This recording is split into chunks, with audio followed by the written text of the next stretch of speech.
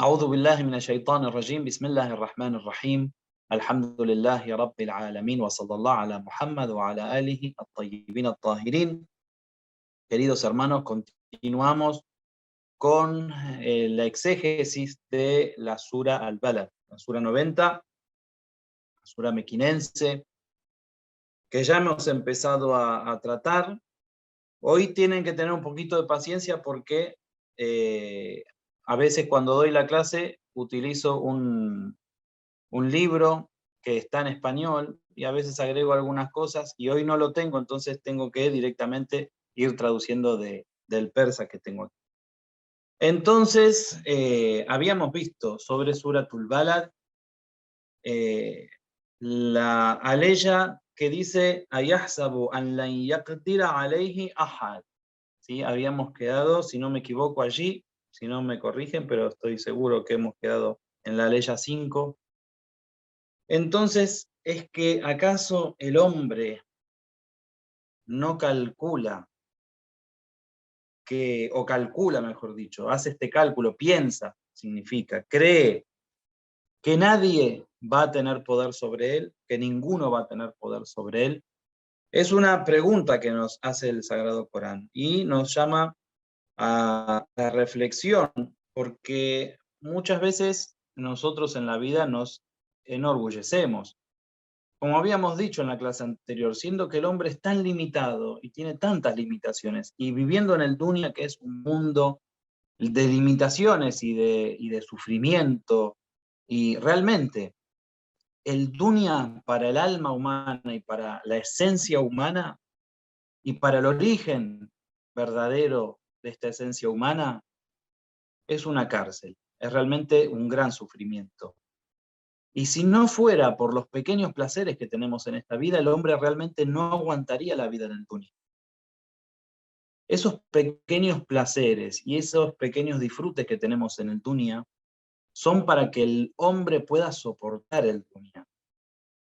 Y verdaderamente en la gran mayoría de todos los, digamos, de todos los movimientos que haga el hombre en el Dunya, de cada paso que de cada día que vive, siempre hay limitaciones.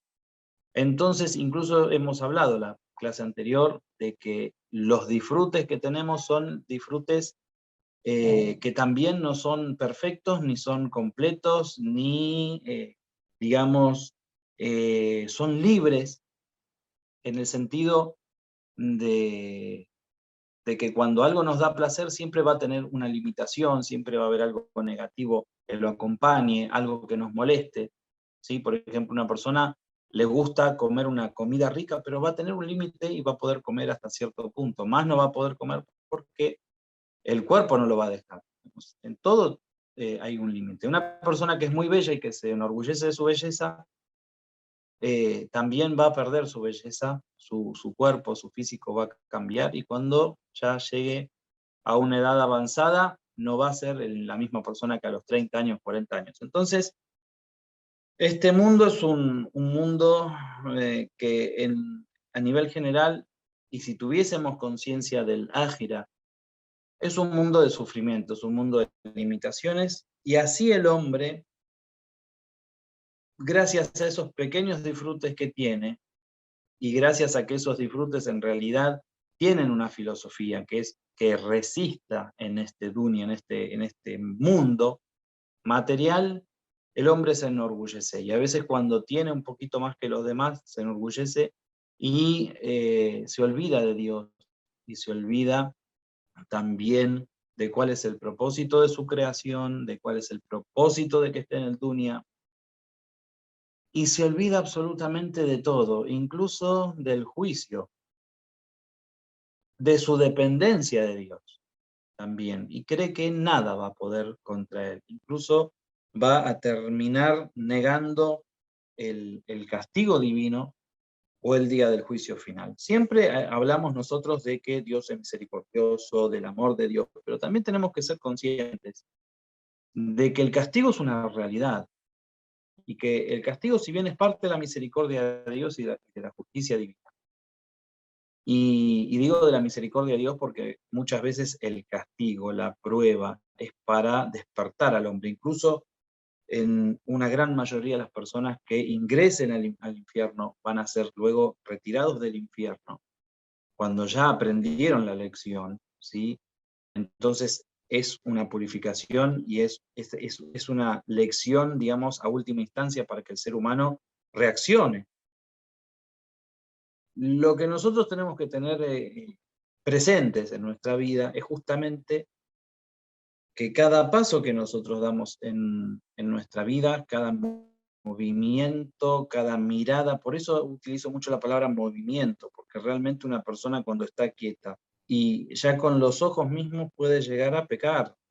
Una persona tiene que cuidarse de cada acto que va a realizar, porque esos actos están siendo registrados, esos actos están siendo anotados, y porque esos actos son un examen. Nosotros vivimos constantemente siendo examinados. Cada cosa que hacemos, cada cosa que decimos, cada cosa que pensamos.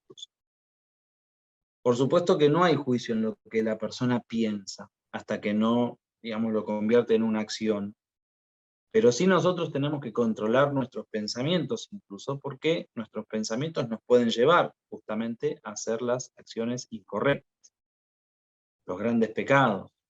O también podemos caer en los vicios morales a través del pensamiento. Porque si yo estoy pensando que, por ejemplo, soy más que los demás, o por la fuerza física, o por el dinero, o por la belleza, o por el país donde nací, o por lo que fuere, eso me va a hacer caer también en otros pecados y en vicios del comportamiento que después son difíciles de curar. Por eso el ser humano debe tener un control y debe saber que sobre él está Dios y que sobre él hay un juicio y que él realmente es un abed, es un siervo de Dios, que Dios es el adorado y que nosotros somos los adoradores. Entonces, no pensar que es al revés y pensar que nadie tiene poder sobre nosotros. No, sí, Dios tiene poder sobre nosotros, Dios nos educa y dependemos de Dios, absolutamente. El ser humano siempre, tanto el rico como el pobre, el fuerte como el débil, siempre todos dependemos de Allah subhanahu wa ta'ala. Por eso no tenemos que tener ese pensamiento de que nadie puede sobre nosotros. No, sí, nosotros somos limitados, tenemos que entender esa limitación y tenemos que entender que en este ámbito, en este mundo en el que nos encontramos, esa dependencia y esa limitación es mucho más fuerte todavía. Si bien siempre vamos a ser dependientes de Dios, porque nunca vamos a dejar de ser independientes de Dios, en el perfeccionamiento que nos va a hacer entrar al paraíso, quizás sentamos una libertad mucho mayor que en el Dunya. Entonces, en el Dunya, acá no tenemos que enorgullecernos absolutamente de nada, ni vanagloriarnos. Estoy hablando de este orgullo negativo, no de estar orgulloso de lo que realmente uno puede lograr por la gracia de Dios o por las mercedes que Dios nos da. No, estoy hablando de sentirse orgulloso en el sentido negativo que tiene. Entonces, esta cuestión del orgullo es muy importante. El ser humano debe entender que cuando sale del camino de la humildad y de la humillación ante Allah subhanahu wa ta'ala y pretende ser adorado, o se adora a sí mismo o adora a su propio ego, entonces puede caer en los grandes pecados. Eso ya es un vicio moral, pero puede caer en los grandes pecados. ¿Por qué? Porque cuando nosotros adoramos a nuestro propio ego, vamos a hacer todo lo que quiere el ego. La persona que adora realmente a Dios hace todo lo que Dios le pide. Y combate a su ego justamente con la obediencia a Allah subhanahu wa ta'ala. Ahora, cuando la persona pierde las riendas de su ego y al revés, la persona es dominada por su ego, entonces va a hacer todo lo que quiere el ego. Y el ego a veces es caprichoso. Entonces, en esa lucha interna que tiene el ser humano, el hombre siempre tiene que saber que no debe ser jactancioso, que no debe ser orgulloso y que cuando siente en su interior que el ego lo está avanzando y lo está dominando, recordar realmente cuál es su papel en la creación, recordar cuál es su lugar y convertirse en un humilde adorador a Dios. Entonces esta ley ya nos recuerda. Hay personas que se olvidan de esta forma, digamos, de adorar realmente, que es sabiendo nuestro lugar, y no al revés. Incluso muchas personas que pueden considerarse creyentes, cuando pierden, digamos, la humildad ante Allah, parece que le exigieran a Allah. Incluso muchas veces escuchamos, yo hago súplica y Dios no me contesta, entonces, ¿por qué no me contesta? Bueno, la persona que hace súplica tiene que tener paciencia, tiene que saber que Dios no deja a nadie con las manos vacías, no se tiene que enorgullecer en ese momento. Tiene que saber que Dios responde en su justa medida, en su preciso instante, y que realmente el hombre, cuando sabe su lugar, acepta todo. Es como el esclavo, ¿no? El esclavo no le anda cuestionando al amo por qué debe arar la tierra o hacer ciertos trabajos, no. Siempre está humilde ante el amo y acepta. Entonces, esa tiene que ser nuestra relación con Dios. Y cuando nosotros tenemos una relación de esta forma con Dios, Dios ahí nos da el poder, nos da la fuerza, nos comparte parte de su poder. Como esas personas que humildemente han adorado a Dios, Dios hasta les llega a dar el poder de Kun Fayakun. Realmente hay historias muy maravillosas de personas que han sido humildes ante Allah y Allah ha puesto al servicio de ellos al universo, a la creación. Entonces, ese es el camino y no el camino de la, digamos, vanagloria y el engreimiento. Muy bien. Continúa y dice, Yaqulu ahlaktu malan lubada. Entonces también seguimos en el mismo camino del orgullo, ¿sí? En este caso, de las personas que hacen caridad, ¿sí? Ahí dice, ven, dice, he derrochado una gran fortuna. Entonces hay personas también que realmente pueden caer en dos tipos de pecados y de, digamos, de defecto y de mal comportamiento. Una son las personas que dan y que van a perder aquello que dan contándolo al mundo y, digamos, haciendo toda una historia de lo que han dado o no. Por ejemplo, a veces hay personas que hacen donaciones. No estamos hablando de grupos que se dedican a eso, porque un grupo que se dedica a eso debe hacer propaganda de eso para que la gente siga dando. Pero a veces hay gente que tiene esta costumbre, o artistas, por ejemplo, que van a dar algo y bueno, lo dan para sacarse fotos, para que lo vea todo el mundo. Y eso realmente corrompe esa ayuda. Y después hay personas que piensan que la caridad que dan es un gasto, es un derroche, entonces no deben dar. Y hay personas que se jactan de no ayudar a nadie también. Realmente, eso es asombroso, ¿no? Es asombroso para los que saben que el dar, digamos, incrementa también el sustento. Entonces, en los que conocen la matemática de Allah, saben que cuando dan, reciben también por parte de Allah, y que Allah no se olvida de ellos como ellos no se olvidan de la gente. Esto es algo que es una matemática, realmente sucede siempre. Sí, pero hay personas que a veces van a ostentar, digamos, con lo que dan, solamente por ostentar, y otros que van a pensar que es un orgullo no dar nada, no compartir. Y hay otras personas, peor aún, que ponen mucho dinero y ponen de sus bienes y de su fuerza, incluso de su fuerza no solamente material, sino intelectual, física, para frenar el progreso del Islam. Y estos son los peores, aquellos que no son capaces de ayudar al prójimo, pero sí, si tienen que poner dinero para frenar el avance del Islam, lo van a hacer. Y en la época del profeta había gente que ponía de sus riquezas para silenciar al profeta del Islam, para crear problemas, crear división, hacer complot contra el profeta, intentos de asesinato incluso, como fue en Laylatul Mabit, cuando el imam Ali alayhi salam duerme en el lecho del profeta para que el profeta pueda dirigirse hacia el Medina. Digamos, todos esos movimientos, famosos también cuando Hind le paga a este hombre Wahshi para matar a Hamza, el tío del profeta.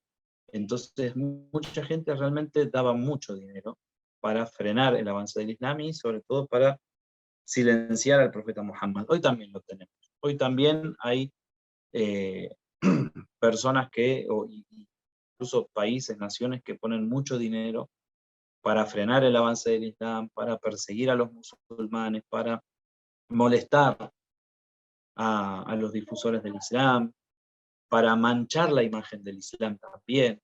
Entonces, todos estos digamos, movimientos, o estas personas de mucho dinero, que aportan muchísimo dinero para destruir la imagen del Islam, también entran en esta ley del Sagrado Corán, de aquellos que, digamos, ponen sumas grandes del dinero justamente para hacer un mal, y que son incapaces de ayudar al prójimo, o que se jactan también de no ayudar a nadie, ¿no?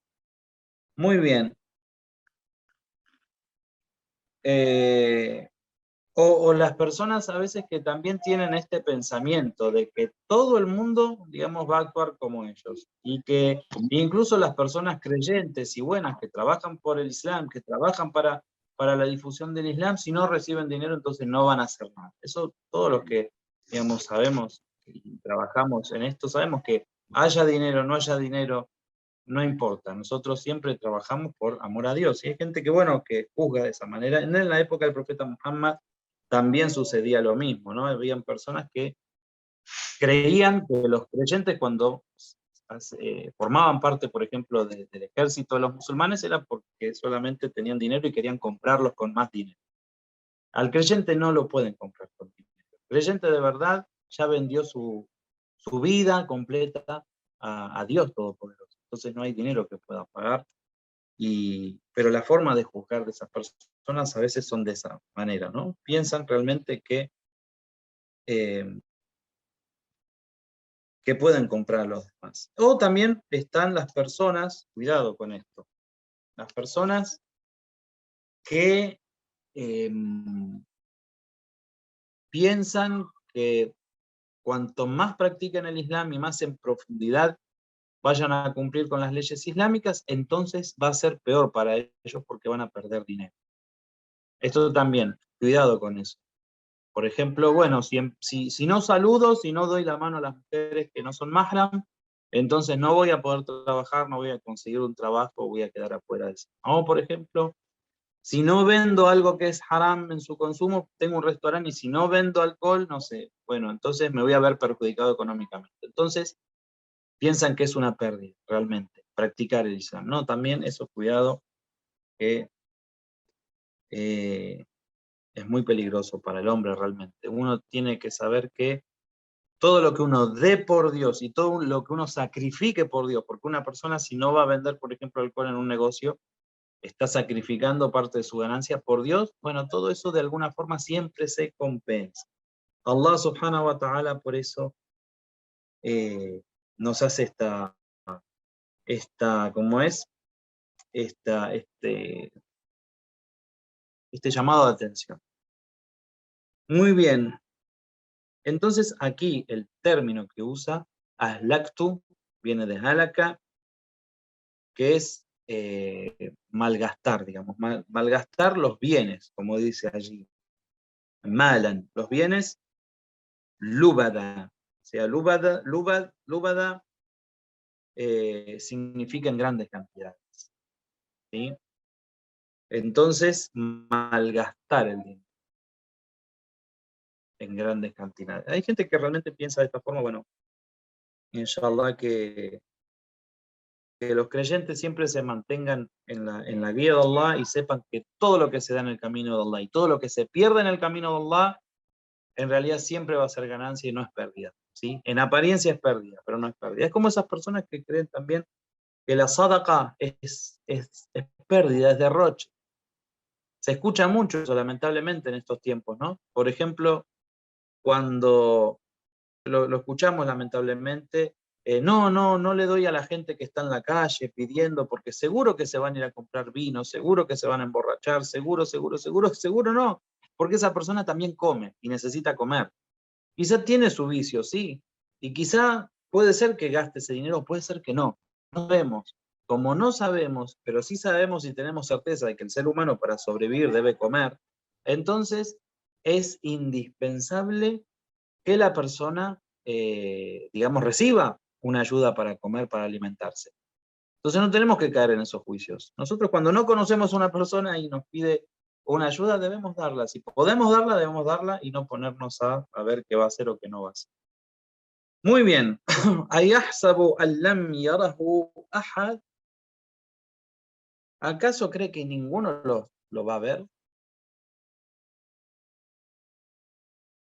Muy bien.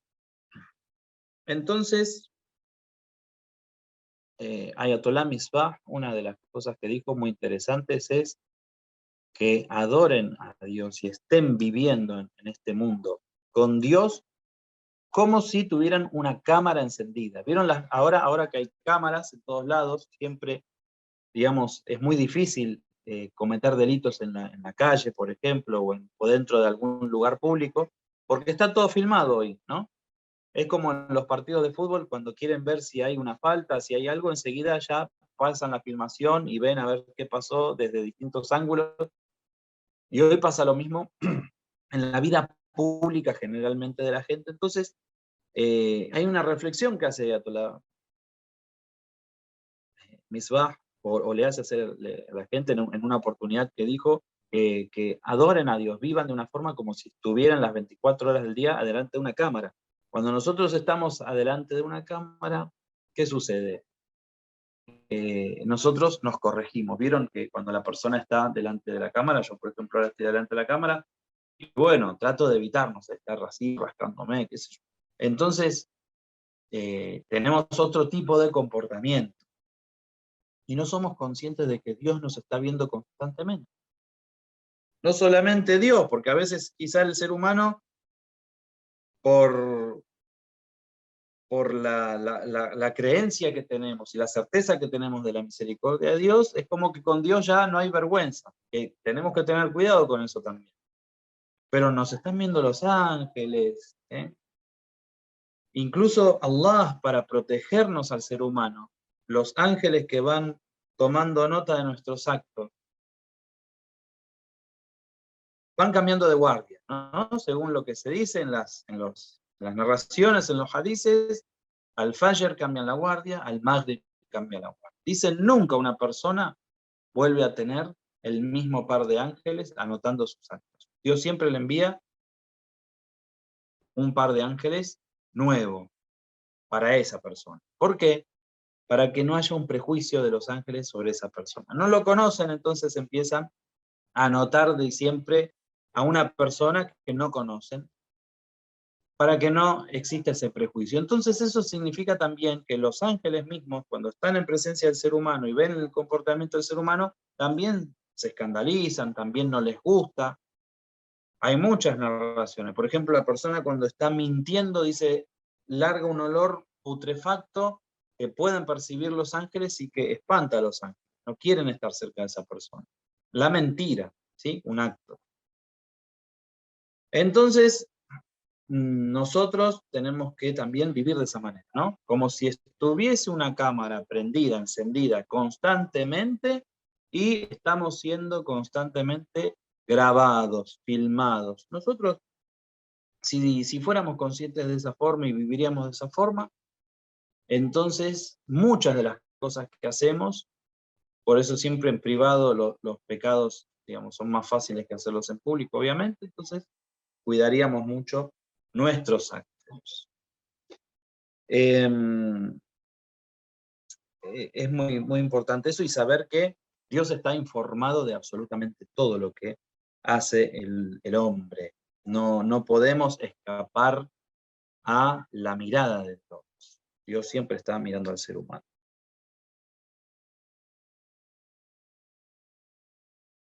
Y acá cita una narración del profeta del Islam, alayhi salatu wassalamu ala alih, que dice que en el Yawm al-Qiyamah no va a haber un siervo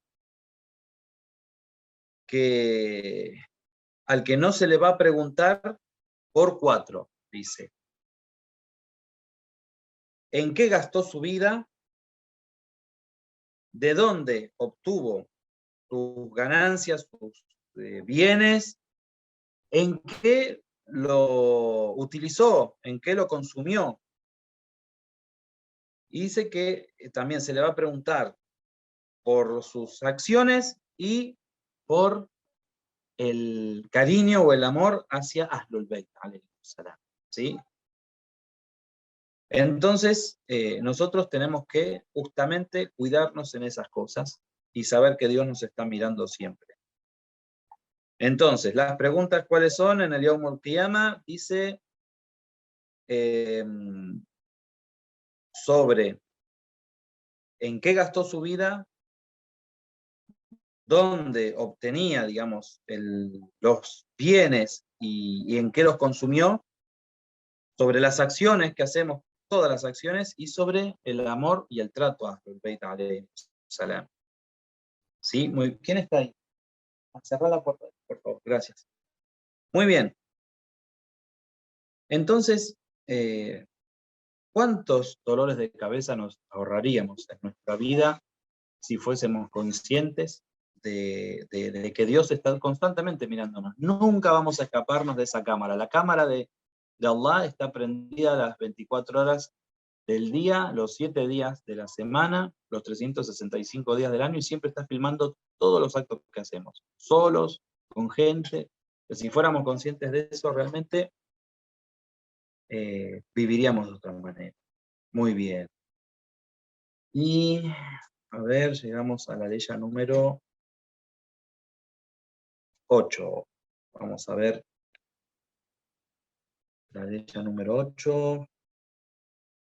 Alam naj'al lahu 'aynayn wa lisanan wa shafatayn wa hadaynahu najdayn. 8, 9 y 10. Ley 9 y 10.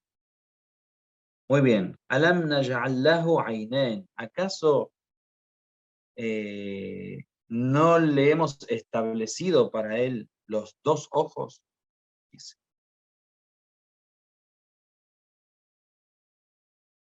Una de las mercedes de Dios son la vista.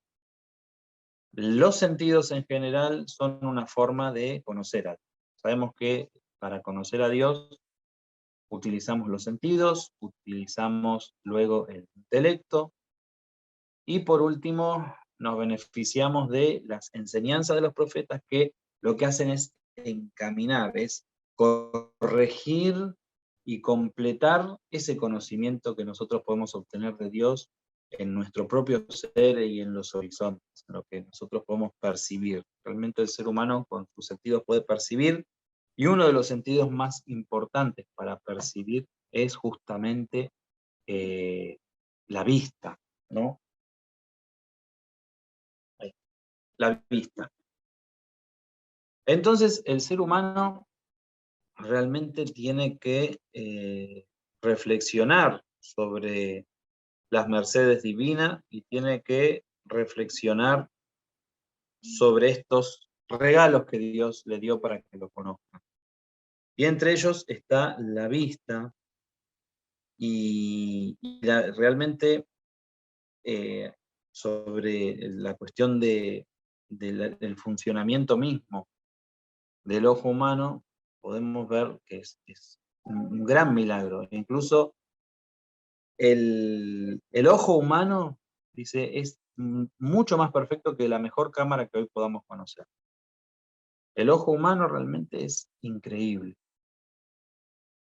El mismo Imam Ali alayhi salam decía que la maravilla del hombre, ¿sí?, era que podía ver a través de un pedazo de grasa. El ojo está compuesto por grasa y se escucha por un huesito, habla por un pedazo de carne. Realmente todo el ser humano, la creación del ser humano es una gran maravilla, pero el ojo es de los mecanismos más complejos que tiene el cuerpo humano. Y Dios no nos dio un solo ojo, nos dio dos ojos. Y nos dio dos ojos justamente en la parte, digamos, alta del cuerpo, no en la cabeza, para que podamos percibir todo lo que hay a nuestro alrededor y para que podamos comprender. Entonces, si nosotros tomáramos conciencia de esto y que además el ojo hay que cuidarlo, porque por el ojo entran todas las informaciones, entran todas las imágenes, entonces debemos cuidar y no hacer pecar a los ojos. Que las imágenes que entren sean imágenes que Dios permite.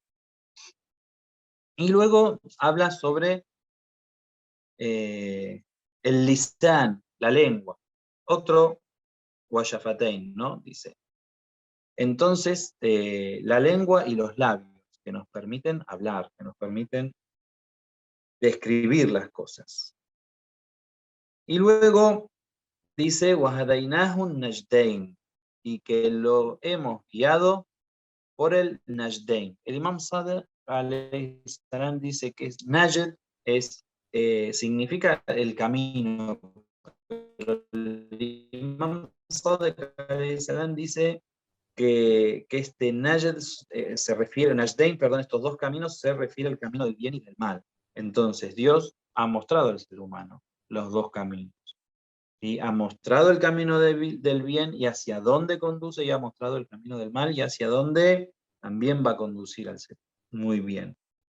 Y la terminología esta de Najd significa un lugar elevado, en principio.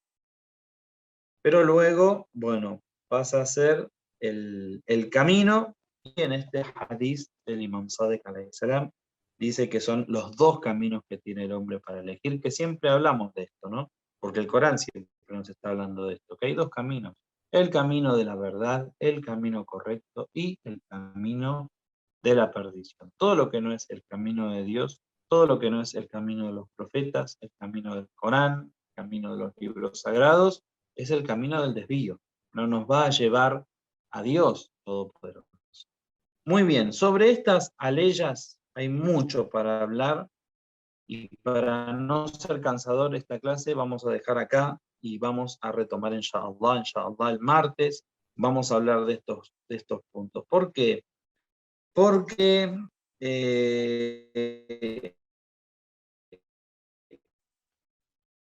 Dios aquí nos está indicando cosas que realmente son para hablar más largo y no nos va a quedar tiempo, y más que nada no quiero que sea una clase cansadora. Y acá me gustaría hablar bastante de este tema. ¿Por qué? Porque nos habla de los ojos, de la lengua, de los labios.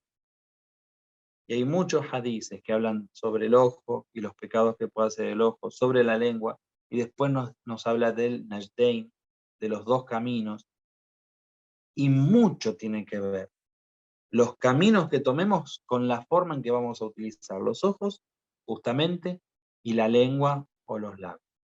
Muy importante eso. Muchos de los pecados son a través de la lengua y a través de los ojos. De los grandes pecados, que nos pueden llevar a digamos, desviar del camino recto. Por eso me gustaría eso tratarlo especialmente en una clase, inshallah. Walhamdulillahi Rabbil Alamin.